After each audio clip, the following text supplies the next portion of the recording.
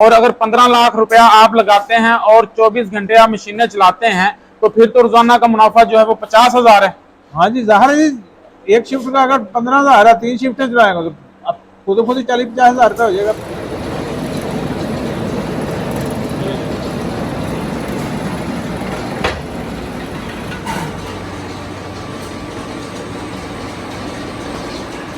आज की वीडियो के अंदर भाइयों को एक ऐसा बिजनेस आइडिया दिया जाएगा जिसके अंदर 20 लाख लगाकर महाना 5 लाख आसानी से कमाया जा सकता है। कैसे कमाया जा सकता है, किस तरीके से कमाया जा सकता है, ये सारी चीजें वीडियो के अंदर डिस्कस करेंगे। आज की वीडियो के अंदर भाइयों को एक ऐसी फैक्ट्री विजिट करवाएंगे जहां पर बिजली की तारें बनाई जाती हैं। मेरे पास भाई साहब मौजूद हैं जो कि इस फैक्ट्री के ओनर हैं। इनके पास जाते हैं, इनसे मुकम्मल इंफॉर्मेशन लेते हैं कि यहाँ पर कौन कौन सी तारें बनाई जाती हैं और ये कहाँ से खरीदी जाती हैं, इनका जो रॉ मटेरियल है और कहाँ पर सेल किया जाता है। तो वीडियो को मुकम्मल देखिएगा, स्किप ना कीजिएगा। जी अस्सलाम वालेकुम। वालेकुम अस्सलाम। अच्छा भाई साहब, सबसे पहले अपना नाम बताएं और अपनी फैक्ट्री की लोकेशन बता दें। मोहम्मद हफीज भट्ट, अच्छा, ये फैक्ट्री किस जगह मौजूद है? कोको टाउन, खालिद पार्क, बंद रोड। अच्छा भाई साहब, ये बताइएगा कि आपको ये फैक्ट्री चलाते हुए कितना अरसा हो गया? तकरीबन 9 साल हो गया। 9 साल का अरसा हो गया।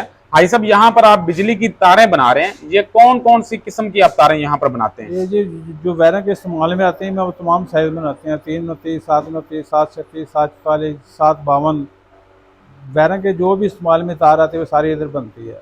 अच्छा भाई साहब, ये वीडियो के अंदर इंशाल्लाह भाइयों को दिखाया भी जा रहा है, ये मुख्तलिफ प्रोसीजर हैं तार को बनाने के। रॉ मटेरियल जो इसका है वो आप कहाँ से खरीदते हैं और बाहर से मंगवाते हैं या पाकिस्तान से मिलता है? कापर हम गुजरात से मंगाते हैं, पीवीसी से लाहौर से प्रोवाइड हो जाता है। अच्छा, तांबा जो है वो आप गुजरावाला से लेकर आते हैं और तार के ऊपर जो प्लास्टिक का कवर होता है वो यहाँ लाहौर से ही मिल जाता है। ये जो कवर होता है भाई साहब तार के ऊपर चढ़ाया जाता है, ये किस रेट में मिलता है? ये जी नया माल जो है वो 400 केजी मिलता है। जो रॉ मटेरियल है जो मिक्सिंग होकर बनता है, 2 नंबर माल कह लो उसको, वो 200 रुपये केजी मिलता है। अच्छा, 2 नंबर माल जो है वो 200 रुपए किलो प्लास्टिक मिलता है। जो नया माल होता है या अच्छी क्वालिटी का होता है वो 400 रुपए किलो मिलता है। भाई साहब, ये बताइएगा कि तार कितने मराहल में से गुजर कर कंप्लीट होती है? तार का जी पहले कापर खरीदते हैं, पीवीसी खरीदते हैं, उसके बाद इसको हमने इधर पीवीसी को मिक्सचर में गर्म करना होता है। मिक्सचर गर्म करके फिर हम मशीन में डालते हैं। तो मशीन में डालने के बाद 3 नोती चलाना है तो 3 तारे लगाते हैं, 7 नोती चलाना है तो 7 तारे लगाते हैं। उसके बाद ये कोयल की जो लेंथ होती है 100 गज की वो हम मुकम्मल करते हैं। उसके बाद इसकी कटाई होती है, फिर ये इसका कोयल बनता है, पैकिंग होती है। उसके बाद ये डब्बे में डाला जाता है। जैसा कि वीडियो के अंदर भाइयों को दिखाया जा रहा है कि 729 की तार तैयार हो रही है और 7 जो फिरकियां हैं वो चल रही हैं जो कि तार बना रही हैं। अच्छा भाई साहब, ये बताइएगा ये आप सेल कहाँ पर करते हैं? ये सेल कैसे, पूरी पाकिस्तान मंडी है जी इसकी। आप जिधर आपका सेलमैन चला जाए, जिधर आपको शहर अच्छा लगे, हर जगह ये सेल होती है। भाई साहब, ये बताइएगा ये सेल करनी आसान है या मुश्किल है? तो जी ये तो जी पैसा लगाना है, आपने दुकानदारों को एक माल दे के आना है, आपने क्वालिटी दिखानी है। दुकानदार ने एक्सेप्ट कर लिया, 2 लाख का माल आपसे मंगा लिया, वो आपको बोलेगा जी 15 दिन बाद आना जी पेमेंट लेने के लिए। आप 15 में जाएंगे, वो 2 लाख में लाख आपको दे देगा, लाख का फिर ऑर्डर दे देगा। ये सिलसिला फिर अगर उससे चलता रहे तो आपका चलता रहेगा। भाई साहब, ये फैक्ट्री चलाने के लिए मार्केट के अंदर कितना उधार करना पड़ता है?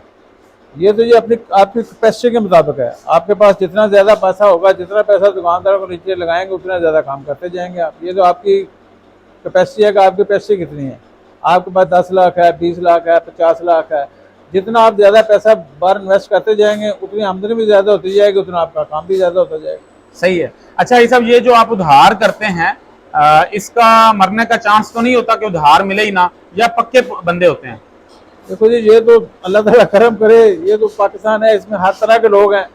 लेकिन कोशिश यही करते हैं कि देखभाल के किसी से काम कर रहे हैं, 1-2 लोगों से पूछ लेते हैं, इलाके के लोगों से ये कैसा है। बाद बहुत अच्छे आदमी भी होते हैं, लेकिन उनका ऐसा मसला बन जाता है उनका कोनो के लिए, फिर ये तो दुनिया के साथ ही है तो निज़ाम सारा। अच्छा भाई साहब, ये बताइएगा अगर कोई नया बंदा ये फैक्ट्री लगाना चाहता है, ये तारें बनाने वाली फैक्ट्री को एस्टेब्लिश करना चाहता है, उसको कितने पैसों की जरूरत है? उसको जी फिलहाल फैक्ट्री की मशीनरी के लिए, उसको लेने के लिए पहली बात तो जगह उसके पास अपनी है, तो जो सबसे अच्छी बात है। उसके पास जगह नहीं है, उसको जगह किराए पे लेनी पड़ेगी।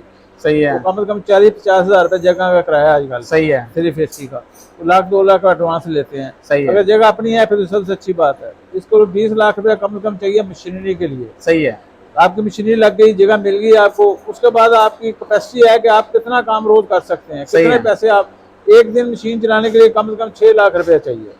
6 लाख रुपए अगर आप रोजाना मशीन चलाते हैं एक शिफ्ट के लिए 8 घंटों के 8 लिए, घंटों के तो लिए आपको 6 लाख 6 लाख। चाहिए। अगर आपके पास 6 लाख है तो आप कितने पैसे रोजाना की बुनियाद पर कमा सकते हैं? अगर आप 6 लाख रुपए रोज लगा सकते हैं तो आप मैक्सिमम 4 से लेकर 5 लाख रुपए आप महीने का कमा सकते हैं। अच्छा, नहीं उसमें मुनाफा कितना होगा? कमाई की बात कर रहा हूँ कि 4 से 5 लाख रुपए महीने का आप कमा सकते हैं। यानी कि महीने का 5 लाख रुपए, यानी कि रोजाना का तकरीबन कुछ 15-16 हजार रुपया। जी हाँ। अच्छा भाई साहब, ये बताइएगा, ये जो तारें तैयार हो रही हैं, ये आप तैयार करके मार्केटिंग करते हैं मंडियों में जाके, मुख्तलिफ दुकानों पे जाके, या कि आपको पहले एडवांस भी ऑर्डर मिल जाता है? ये हमें जी कुछ जिनसे लोगों से हमारी सेटिंग सही हो गई है, जिन लोगों के पास ऐसे चंद दुकानदार हैं जो हमें फोन पे कह देते हैं ये माल हमारा बना दो, यहाँ माल बना कर उनको बुक करा देते हैं। हमारी एक लिमिट है, उनके पास किसी के पास 8 दिन बाद जाना है, किसी के पास 15 दिन बाद जाना है, हमने जाना है, खाता उनको देना है, जो पेमेंट उन्होंने देनी है हमने भी निकाल देनी है।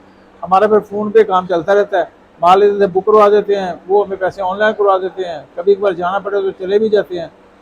लेकिन यह कि अगर आपके पास 2-4 दुकानदार सही अच्छे लग गए हैं तो फिर आपकी मशीन डेली चलती रहेगी। सही है। अच्छा ये सब ये बताइएगा, ये आपको आपने बताया कि 3 मशीनें चाहिए होती हैं, इन 3 मशीनों को चलाने के लिए कितने आपको जो वर्कर हैं और कारीगर जो हैं वो चाहिए? 3 लेबर में 3 लोग एक मशीन चलाने के काफी हैं। अच्छा, 3 लोग एक मशीन के लिए? पूरे सेटअप को चलाने के लिए। अच्छा, पूरे सेटअप को। तो एक बंदे को आप कितनी तनख्वाह देते हैं महाना? हमारा जो मेन कारीगर है उसकी 45 हज़ार रुपये तनख्वाह है, जो नीचे 2 हैं उनकी 25-25 हज़ार तनख्वाह है। अच्छा भाई साहब, आपने ये बताया है कि ये अगर 8 घंटे मशीनें चलाई जाएं तो आपके पास 5 लाख या 6 लाख रुपया होना चाहिए, फिर ये आपकी मशीनें जो हैं आपकी मर्जी के मुताबिक माल तैयार करेंगी।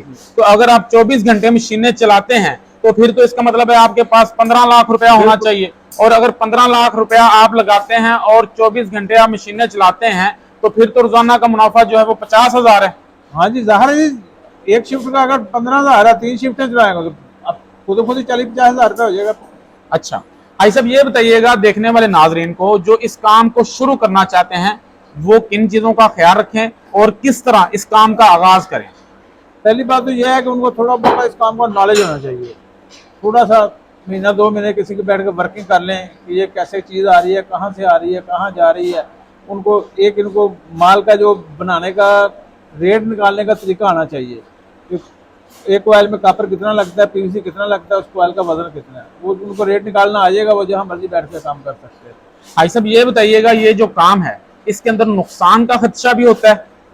नुकसान का खदशा तो ये कि हर चीज़ में पहले सामने रखना चाहिए। सही है, निज़ाम कुदरत है, कुछ भी हो सकता है। अगर जो हमारे माहौल का सिस्टम है, सारा दिन लाइट ही नहीं आई, शट डाउन हो गई या सारा दिन बत्ती नहीं आई, आपको लेबर भी पड़ेगी, किराया भी पड़ेगा, सारे खर्चे भी पड़ गए। ये सारी चीजें काम का हिस्सा हैं। चलें ये तो साथ साथ चलती हैं, वैसे कोई बड़ा नुकसान होने का खदशा तो नहीं होता? नहीं, अल्हम्दुलिल्लाह इसमें कोई बड़ा नुकसान का खर्चा नहीं है, क्योंकि आप 10 दुकानदार से काम कर रहे हैं, आपको पता चला एक दुकानदार सही नहीं है, आप उसको छोड़ देंगे, उन्हें हम एडजस्ट कर लेंगे। इसमें और कोई नुकसान का कोई अंदेशा नहीं है। नुकसान का अंदेशा इस सूरत में है कि आपने 1-2 टन कापर खरीद कर रख लिया है ऑर्डर के मुताबिक, 1-2 दिन में कापर का रेट ही यकदम मंडी हाल में मंडी डाउन हो गई है, ये तो फिर सारी चीजें कारोबार के साथ है, बाद का आपने खरीद कर रखा है, महंगा भी हो सकता है जी, वो तो ऐसी है, ये सारा सिलसिला। इसमें यानी को मेन नुकसान की कोई वजह नहीं है।